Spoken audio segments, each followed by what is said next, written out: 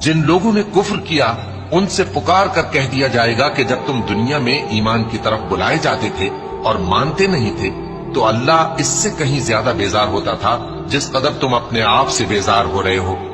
وہ کہیں گے کہ اے ہمارے پروردگار، تو نے ہم کو 2 دفعہ بے جان کیا اور 2 دفعہ جان بخشی، ہم کو اپنے گناہوں کا اقرار ہے، تو کیا نکلنے کی کوئی سبیل ہے؟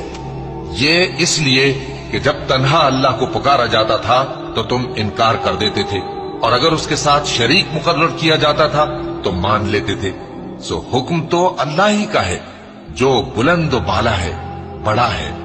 وہی تو ہے جو تم کو اپنی نشانیاں دکھاتا ہے اور تم پر آسمان سے رزق اتارتا ہے، اور نصیحت تو وہی حاصل کرتا ہے جو اس کی طرف رجوع کرتا ہے۔